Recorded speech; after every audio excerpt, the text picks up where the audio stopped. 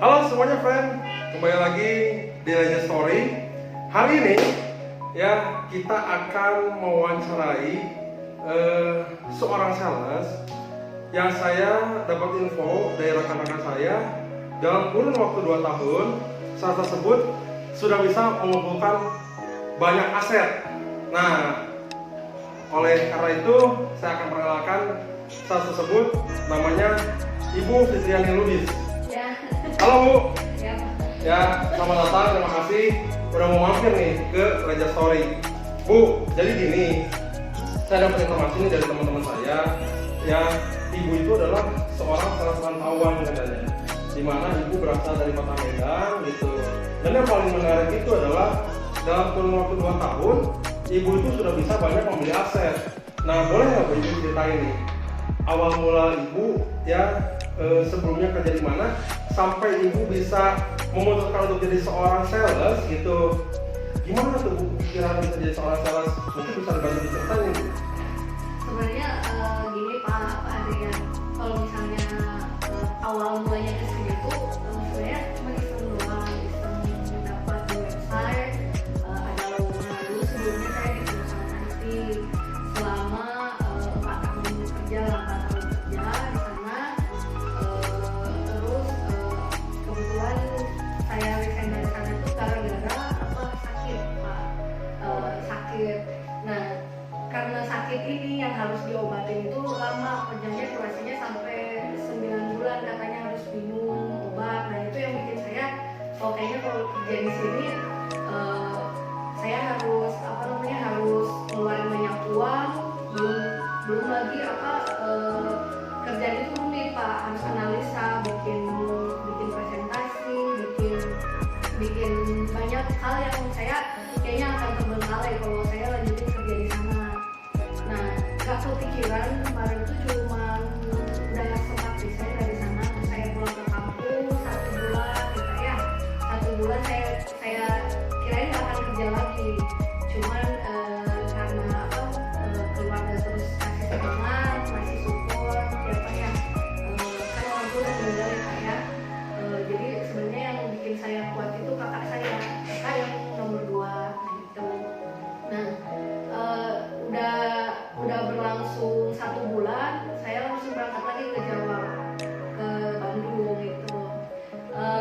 Setelah dari nyampe di Bandung, saya apply banyak kerjaan, apply ke perusahaan-perusahaan. Terus kebetulan ada lowongan Auto 2000 Sukabumi. Saya kasih lowongan, udah dikirim ke sini, terus ada yang lapor, terus yang udah jadi interview segala macam. Itu pertama kali saya ke Sukabumi naik bus Pak, naik bus cewek, belum pernah ke Sukabumi, cuman modal Google Maps doang. Oke Bu, kita harus foto. Ini udah menarik nih buat saya. Ibu kan sempat sakit ya Bu ya, dan itu sempat 1 bulan berada di kampung halaman di Medan ya Bu ya tepatnya ya. Nah, kenapa ibu itu tidak memutuskan untuk kerja tetap di Medan aja gitu? Kenapa ibu masih punya semangat untuk saya mau merantau aja lah sampai ke Jawa gitu? Kenapa ibu nggak memutuskan untuk saya karena lagi sakit begini, udahlah saya kerja di Medan aja gitu? Kalau dulu Medan sih udah pernah sempat apply kerjaan juga udah pernah Pak, cuman karena menurut saya di Medan sih kurang menurut aku kurang cocok Pak. Kan aku udah terbiasa di dulu kan di kampung, dari kampung nggak langsung ke kota Medannya kan. Kalau lowongan kerja tuh di Medan tuh nggak segampang yang di Jawa Barat Pak. Kalau di Medan tuh mungkin pekerjaannya tuh mungkin nggak sebanyak pabrik atau perusahaan kayak di Jawa. Jadi menurut aku lebih bagus untuk berkarir di Jawa gitu. Makanya saya memutuskan untuk pindah ke sini, ke Jawa Barat gitu. Oke, terus ibu banyak apply kerjaan ya. Pada akhirnya dapet itu lowongan pekerjaan di Auto 2000 Sukabumi. Sebenarnya aku belum tahu sebenarnya itu kerjaan seperti apa Pak awalnya. Aku cuma tahu kalau misalnya Auto 2000 itu Toyota, udah berarti aku mungkin di bagian adminnya apa segala macam atau ngapain lah, aku belum ngerti Pak sebenarnya. Udah tuh ada telepon aja tiba-tiba aku disuruh interview gitu. udah akhirnya diterima gitu. Terus jadi ibu waktu kesini ngelamar belum tahu tuh bakal jadi seorang sales gitu ya? Belum tahu Pak. Terus pas akhirnya diterima kalau jadi seorang sales, gimana tuh perasaan ibu pada awal itu?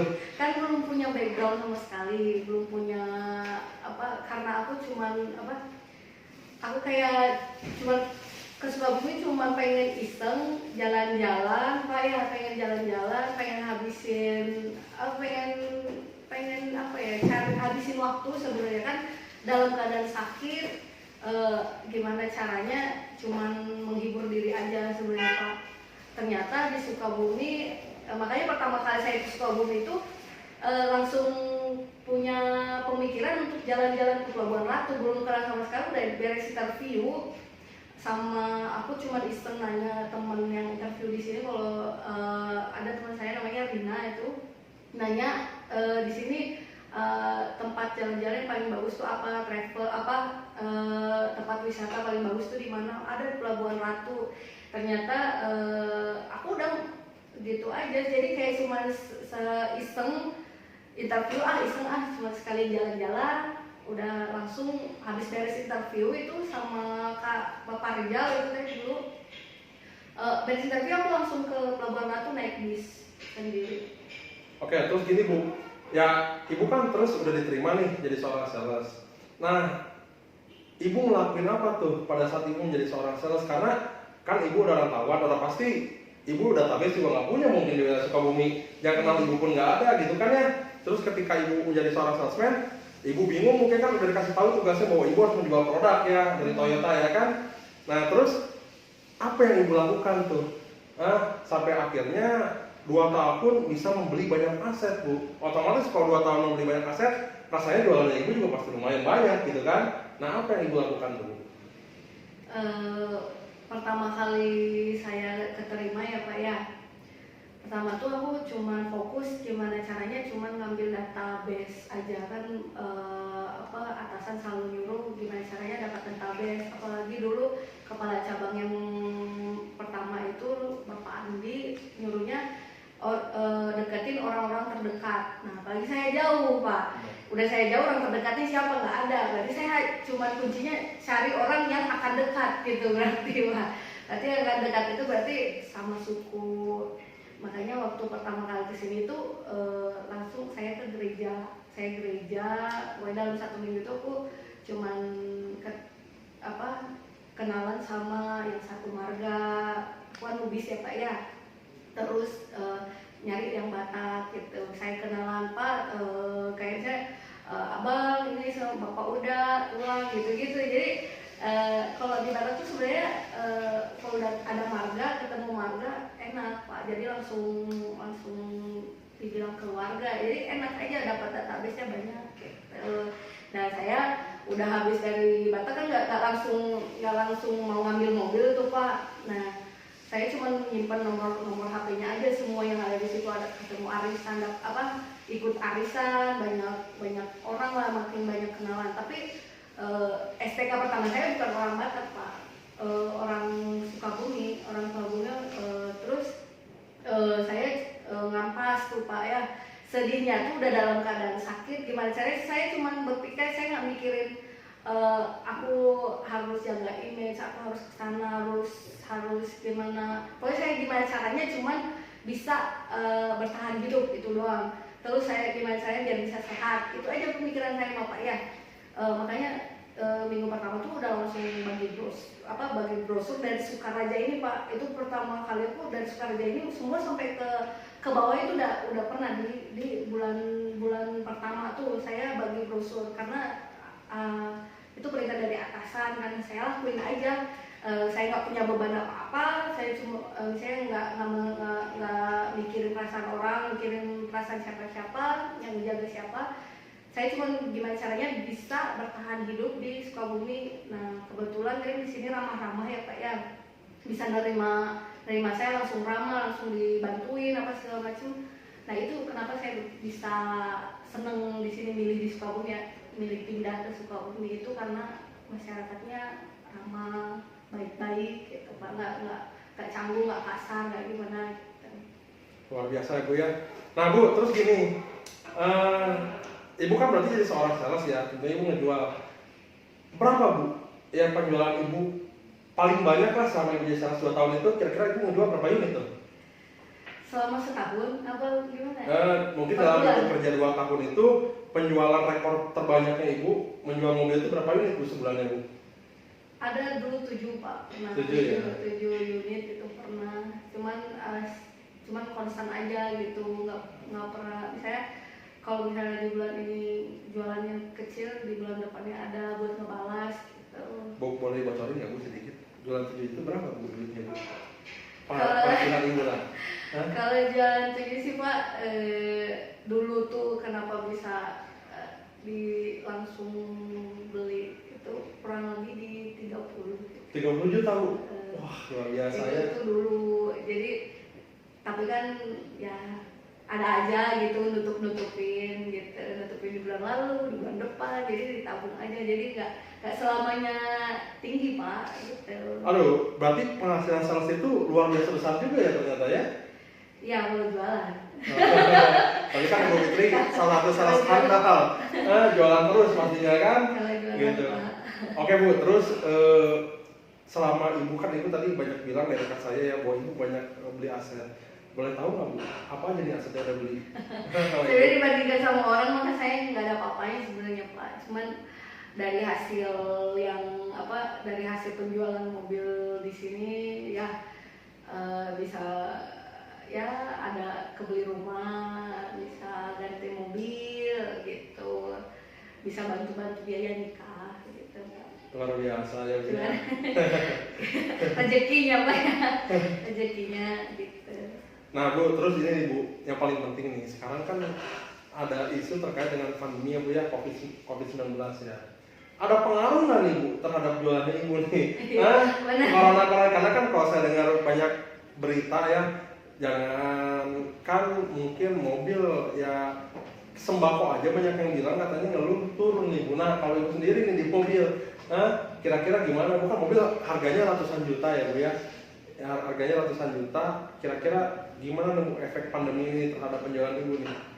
Kalau untuk di bulan ini jujur aja ya Pak ya, setelah ada isu COVID-19 ini Pak, orang tuh sekarang lebih berdampak, pasti berdampak Pak. Orang buat ngeluarin uangnya sebenarnya untuk DP itu ada orang tuh, cuman takut gak bisa ngangsur, jadi berpengaruh ke penjualan saya, sangat berpengaruh kalau dibilang. Nggak sebanyak apa yang bulan-bulan lalu gitu, cuman ya pasti ada jualan mah ada gitu. Oh, jadi meskipun kondisinya jualan tetap ada bu ya? Ada. Dompet harus ngebul berarti ya? Harus ngebul dompet ya? Cicilan nih. Cicilan banyak Pak. Bener-bener. Bu, terus gini bu, kan mungkin dengan cerita dari Ibu Fitriani Lubis ini, ya saya juga mungkin pengen ngajak wanita di luar sana gitu ya, supaya bisa seperti Ibu Fitriani Lubis lah. Kira-kira Bu kalau boleh tahu, pesan apa Bu yang Ibu bisa sampaikan kepada para wanita mungkin yang sekarang belum ada kerjaan, atau mungkin sekarang kerjanya udah 2 tahun tapi belum sukses Ibu Fitriani Lubis. Nah kira-kira Ibu bisa kasih motivasi atau kasih saran dan masukan apa nih Bu untuk para wanita sana? Karena jujur ya, saya melihat Ibu Fitriani Lubis, saya sendiri pun sebagai seorang pria belum tentu berani loh Bu merantau Medan ke Sukabumi. Ini kan jarak yang lumayan cukup jauh Bu, apalagi Ibu di sini awalnya seorang diri kan Bu ya, Iya. saudara nggak ada, gitu ya, kenalan juga nggak ada. Buat saya kan mentalnya lumayan cukup bagus gitu Bu, pemberani juga gitu kan. Nah mungkin Ibu bisa kasih sedikit masukan buat para wanita di sana ya, gimana nih supaya bisa seperti Ibu Fitriani Lubis gitu. Kalau misalnya yang bikin saya bisa sampai sekarang ya Pak ya, tetap semangat, tetap berusaha. Kalau misalnya masih di luar sana masih bingung cari kerjaan, sebenarnya lebih ke hobi sih Pak. Cari kerjaan yang sesuai hobi aja. Nah, background saya kan sebelumnya memang ada sisi jualannya ya Pak ya. Saya dulu tuh nggak langsung jualan mobil, dulu sebelumnya itu jualan yang pernah sempat jualan krim, jualan kebaya juga pernah, dulu juga saya punya usaha Pak, usaha sembako, udah sampai nyewa ruko 2 tahun. Jadi yang meskipun itu semua gagal, saya tetap punya harapan sebenarnya Pak ya. Selalu berharap, selalu berjuang, suatu saat nanti akan ada waktu yang tepat, ada masanya, semua akan manis pada waktunya gitu. Jadi kita cuman tetap, meskipun gagal tetap harus bangkit gitu. Udah gagal tuh nggak harus larinya cepat, enggak Pak. Kita harus tetap jalan, meskipun harus merangkak ya tetap harus jalan gitu. Jadi jangan stuck. Kalau udah drop, misalnya udah gagal, usaha udah gagal, bisnis misalnya gagal, di kerjaan gagal, prinsip saya hanya cuman berjalan saja gitu. Terus jalan, meskipun nggak bisa cepat jalan, nggak bisa lari kayak orang-orang, ya merangkak pun nggak apa-apa gitu. Yang penting mah tetap maju gitu.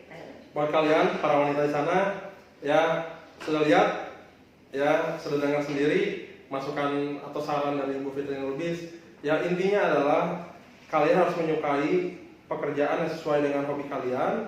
Yang kedua, kalian jangan pernah pantang menyerah nih ketika kalian merasa gagal. Ya tetap lakukan itu, karena pasti di balik kegagalan selalu ada keberhasilan. Ya bukan begitu? Benar, gitu. Nah teman-teman, kalian juga kalau misalnya pengen tahu keseharian Ibu Fitri Lubis, Bu Fitri punya ini ya katanya Instagram sama YouTube ya? Punya. Boleh Bu punya, disampaikan apa Instagram sama YouTube-nya? Jangan lupa di like ya YouTube saya, Boru Lubis Channel. Di videonya bisa, kalau mau lebih kenalan ya, lebih mau tahu banyak tentang saya, ada di subscribe aja di bawah ini gitu, link YouTube saya. Instagram Bu, Instagramnya Fitri Lubis aja. Fitri Lubis, banyak dong Bu penggemar ya. Selain cantik ya, berpenghasilan ya, punya banyak aset. Lalu Ibu cowok-cowok mana nih Bu yang mau sama Ibu? Bapak bisa aja. Tapi Ibu udah lama kan Bu? Udah nikah. Oh udah nikah. Tadinya saya kalau belum nikah udah saya akan cerah jawab Bu. Udah nikah. Canda Bu. Ya. Ya udah mungkin sekian teman-teman ya video dari saya. Mudah-mudahan kisah dari Bu Fitri Lubis ini dapat menginspirasi teman-teman, ya dapat memotivasi teman-teman gitu. Yang bagusnya kalian ambil, yang jelek-jelek kalian ambil, ya terus dukung support Reja Story teman-teman dengan cara mensubscribe.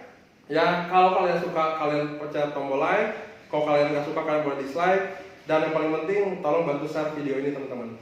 Ya siapa tahu ada teman-teman kalian yang lagi bingung, nah ini salah satu video yang dapat menginspirasi. Ya mungkin dari saya cukup sekian teman-teman, mohon maaf apabila ada kekurangan.